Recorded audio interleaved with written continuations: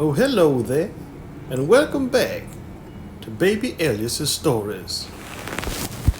We now return to The Adventures of Tom Sawyer by Mark Twain, Chapter 31. Now, to return to Tom and Becky's share in the picnic, they tripped along the murky aisles with the rest of the company, visiting the familiar wonders of the cave.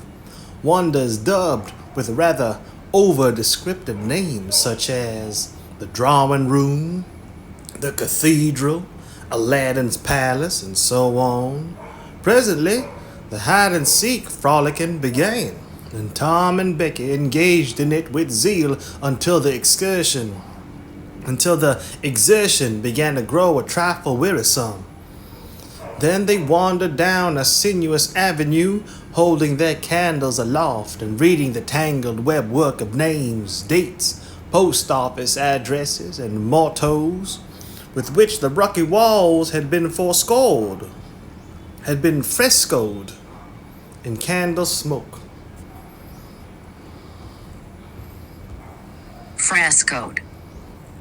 Fresco, a painting done rapidly in watercolor on wet plaster on the wall or ceiling so that the colors penetrate the plaster and become fixed as it dries. Fresco. Dates, post office addresses, and mottos with which the rocky walls had been frescoed in candle smoke. Still drifting along and talking, they scarcely noticed that they were now in a part of the cave whose walls were not frescoed.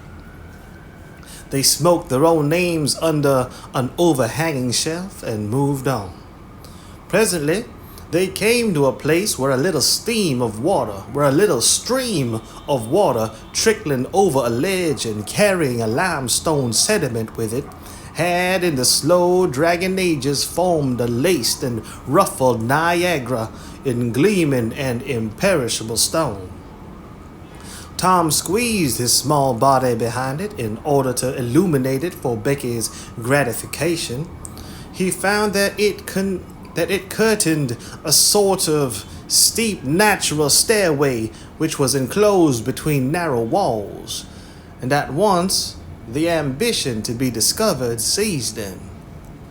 Becky responded to his call, and they made a smoke mark for the future guidance and started upon their quest. They wound this way and that, far down into the secret depths of the cave, made another mark and branched off in search of novelties to tell the upper world about. In one place they found a spacious cavern, from whose ceiling depended a multitude of shining stalactites of the length and circumference of a man's leg. They walked all about it, wondering and admiring, and presently left it by one of the numerous passages that opened into it. This shortly brought them to a bewitching spring, whose basin was encrusted with a frostwork of glittering crystals. It was in the midst of a cavern whose walls were supported by many fantastic pillars, which had been formed by the joining of great stalactites and stalagmites together, the result of the ceaseless water drip of centuries. Under the roof, vast knots of bats had packed themselves together, thousands in a bunch. The lights disturbed the creatures, and they came flocking down by hundreds, squeaking and darting furiously at the candles. Tom knew their ways and the danger of this sort of conduct. He seized Becky's hand and hurried her into the first corridor that offered. And none too soon, for a bat struck Becky's light out with its wing while she was passing out of the cavern. The bats chased the children a good distance, but the fugitives plunged into every new passage that offered, and at last got rid of the perilous things. Tom found a subterranean lake shortly, which stretched its dim length away until its shape was lost in the shadows. He wanted to explore its borders, but concluded that it would be best to sit down and rest a while first. Now, for the first time, the deepest stillness of the place laid a clammy hand upon the spirits of the children. Becky said, "Why, I didn't notice, but it seems ever so long since I heard any of the others. Come to think of it, Becky, we are away down below them, and I don't know how far away north or south or east or whichever it is. We couldn't hear them here." Becky grew apprehensive. "I wonder how long we've been down here, Tom. We better start back." "Yes, I reckon we better. P'raps we better. Can you find the way, Tom? It's all a mixed up crookedness to me." "I reckon I could find it. But then the bats, if they put our candles out, it will be an awful fix. Let's try some other way so as not to go through there." "Well, but I hope we won't get lost. It would be so awful." And the girls shuddered at the thought of the dreadful possibilities. They started through a corridor and traversed it in silence a long way, glancing at each new opening to see if there was anything familiar about the look of it. But they were all strange. Every time Tom made an examination, Becky would watch his face for an encouraging sign, and he would say cheerily, "Oh, it's all right. This ain't the one, but we'll come to it right away." But he felt less and less hopeful with each failure, and presently began to turn off into diverging avenues at sheer random, in desperate hope of finding the one that was wanted. He still said it was all right, but there was such a leading dread at his heart that the words had lost their ring and sounded just as if he had said, "All is lost." Becky clung to his side in an anguish of fear and tried hard to keep back the tears, but they would come. At last she said, "Oh, Tom, never mind the bats. Let's go back that way. We seem to get worse and worse off all the time." "Listen," he said. Profound silence. Silence so deep that even their breathings were conspicuous in the hush. Tom shouted. The call went echoing down the empty aisles and died out in the distance in a faint sound that resembled a ripple of mocking laughter. "Oh, don't do it again, Tom. It's too horrid," said Becky. "It is horrid, but I better, Becky. They might hear us, you know." Then he shouted again. The might was even a chillier horror than the ghostly laughter. It so confessed a perishing hope. The children stood still and listened, but there was no result. Tom turned upon the back track at once and hurried his steps. It was but a little while before a certain indecision in his manner revealed another fearful fact to Becky. He could not find his way back. "Oh, Tom, you didn't make any marks." "Becky, I was such a fool. I never thought we might want to come back. No, I can't find the way. It's all mixed up." Tom, we're lost. We never can get out of this awful place. Oh, why did we ever leave the others?" She sank to the ground and burst into such a frenzy of crying that Tom was appalled with the idea that she might die or lose her reason. He sat down by her and put his arms around her. She buried her face in his bosom. She clung to him. She poured out her terrors, her unavailing regrets, and the far echoes turned them all to jeering laughter.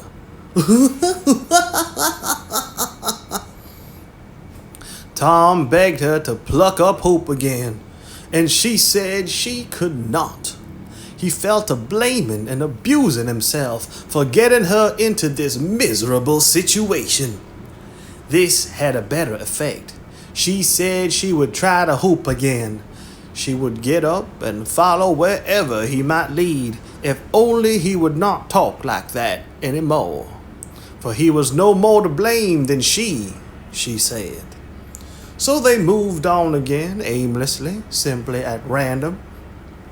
All they could do was to move, keep moving. For a little while, hope made a show of reviving, not with any reason to back it, but only because it is its nature to revive when the spring has not been taken out of it by age and familiarity with failure. By and by, Tom took Becky's candle and blew it out. This economy meant so much. Words were not needed. Becky understood, and her hope died again. She knew that Tom had a whole candle and 3 or 4 pieces in his pockets, yet he must economize. By and by, fatigue began to assert its claims. The children tried to pay attention, for it was dreadful to think of sitting down when time was grown to be so precious. Moving in some directions, in any direction, was at least progress and might bear fruit. But to sit down was to invite death and shorten its pursuits. At last, Becky's frail limbs refused to carry her further. She sat down. Tom rested with her, and they talked of home, and the friends there, and the comfortable beds, and above all, the light.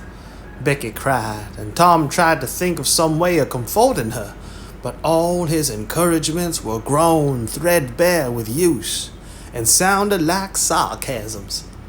Fatigue bore so heavily upon Becky that she drowsed off to sleep. Tom was grateful.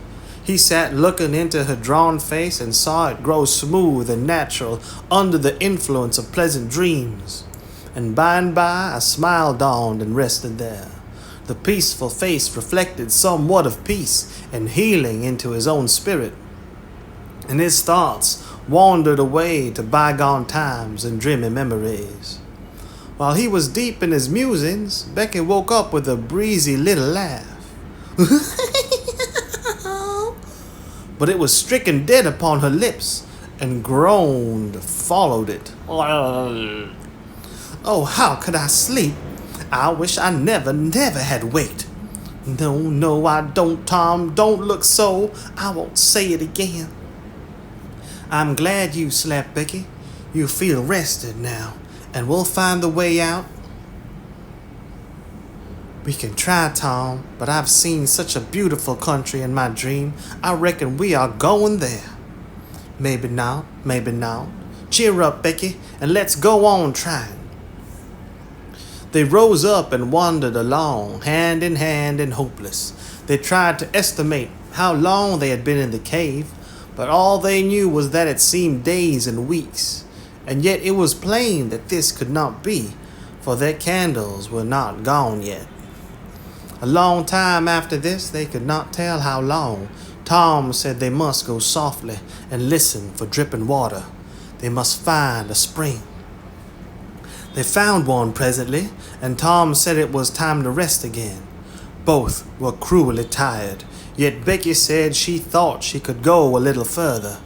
She was surprised to hear Tom dissent. She could not understand it. They sat down, and Tom fastened his candle to the wall in front of them with some clay. Thought was soon busy. Nothing was said for some time. Then Becky broke the silence. Tom, I am so hungry. Tom took something out of his pocket. Do you remember this? Said he. Becky almost smiled. It's our wedding cake, Tom. Yes, I wish it was as big as a barrel, for it's all we've got. I saved it from the picnic for us to dream on, Tom, the way grown-up people do with wedding cake. But it'll be all... She dropped the sentence where it was. Tom divided the cake and Becky ate with good appetite, while Tom nibbled at his moedly. Moedly.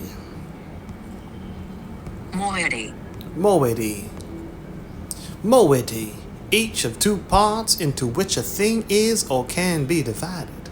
Moiety. while Tom nibbled at his moiety. There was abundance of cold water to finish the feast with. By and by, Becky suggested that they move on again. Tom was silent a moment. Then he said, "Becky, can you bear it if I tell you something?" Becky's face paled, but she thought she could. "Well then, Becky, we must stay here where there's water to drink. That little piece is our last candle." Becky gave loose to tears and wailings. Tom did what he could to comfort her, but with little effect. At length, Becky said, "Tom." "Well, Becky, they'll miss us and hunt for us." "Yes, they will. Certainly they will." "Maybe they're hunting for us now, Tom." "Well, I reckon maybe they are. I hope they are." "When would they miss us, Tom?" "When they get back to the boat, I reckon."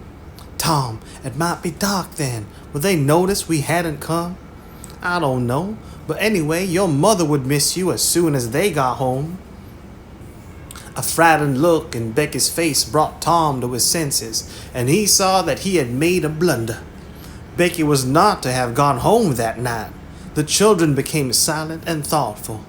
In a moment, a new burst of grief from Becky showed Tom that the thing in his mind had struck hers also, that the Sabbath morning might be half spent before Mrs. Thatcher discovered that Becky was not at Mrs. Harper's. The children fastened their eyes upon their bit of candle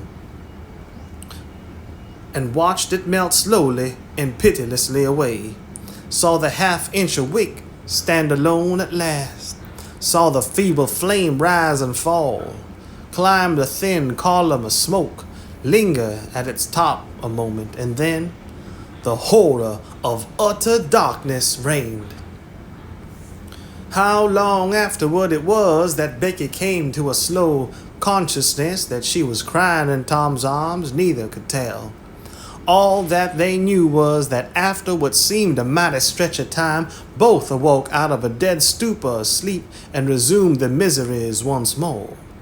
Tom said it might be Sunday now, maybe Monday. He tried to get Becky to talk, but her sorrows were too oppressive. All her hopes were gone. Tom said that they must have been missed long ago, and no doubt the search was going on. He would shout, and maybe someone would come. He tried it, but in the darkness the distant echoes sounded so hideously that he tried it no more. The hours wasted away, and hunger came to torment the captives again. A portion of Tom's half of the cake was left. They divided it and ate it, but they seemed hungrier than before. The poor morsel of food only whetted desire. By and by, Tom said, "Shh, did you hear that?" Both held their breath and listened. There was a sound like the faintest far-off shout. Instantly, Tom answered it, and leading Becky by the hand, started groping down the corridor in its direction. Presently, he listened again. Again the sound was heard, and apparently a little nearer. "It's them," said Tom. "They're coming. Come along, Becky. We're all right now." The joy of the prisoners was almost overwhelming. Their speed was slow, however, because pitfalls were somewhat common and had to be guarded against. They shortly came to one and had to stop.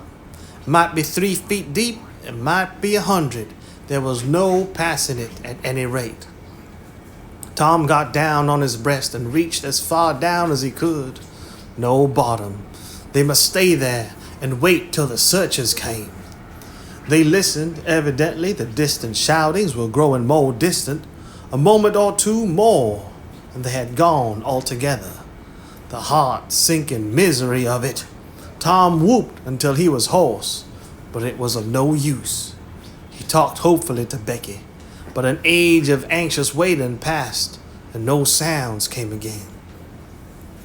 The children groped their way back to the spring. The weary time dragged on. They slept again, and awoke famished and woe-stricken. Tom believed it must be Tuesday by this time. Now, an idea struck him. There were some side passages near at hand. It would be better to explore some of these than bear the weight of the heavy time and idleness. He took a kite line from his pocket, tied it to a projection, and he and Becky started, Tom in the lead, unwinding the line as he groped along. At the end of 20 steps, the corridor ended in a jumping-off place.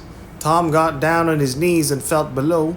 Then, as far around the corner as he could reach with his hands conveniently, he made an effort. He made an effort to stretch yet a little farther to the right. And at that moment, not 20 yards away, a human hand holding a candle appeared from behind a rock. Tom lifted up a glorious shout, and instantly that hand was followed by the body it belonged to, Injun Joe's. Tom was paralyzed. He could not move. He was vastly gratified the next moment to see the Spaniard take to his heels and get himself out of sight. Tom wondered that Joe had not recognized his voice and come over and killed him for testifying in court. But the echoes must have disguised the voice, without doubt. That was it, he reasoned. Tom's fright weakened every muscle in his body. He said to himself that if he had strength enough to get back to the spring, he would stay there, and nothing should tempt him to run the risk of meeting Injun Joe again. He was careful to keep from Becky what it was he had seen. He told her he had only shouted for luck. But hunger and wretchedness rise superior to fears in the long run. Another tedious wait at the spring and another long sleep brought changes. The children awoke tortured with a raging hunger. Tom believed that it might be Wednesday or Thursday or even Friday or Saturday now, and that the search had been given over. He proposed to explore another passage. He felt willing to risk Injun Joe and all other terrors, but Becky was very weak. She had sunk into a dreary apathy and would not be roused. She said she would wait now where she was and die. It would not be long. She told Tom to go with the kite line and explore if he chose, but she implored him to come back every little while and speak to her, and she made him promise that when the awful time came, he would stay by her and hold her hand until all was over. Tom kissed her with a choking sensation in his throat and made a show of being confident of finding the searchers or an escape from the cave. Then he took the kite line in his hand and went groping down one of the passages on his hands and knees, distressed with hunger and sick with bodings of coming doom.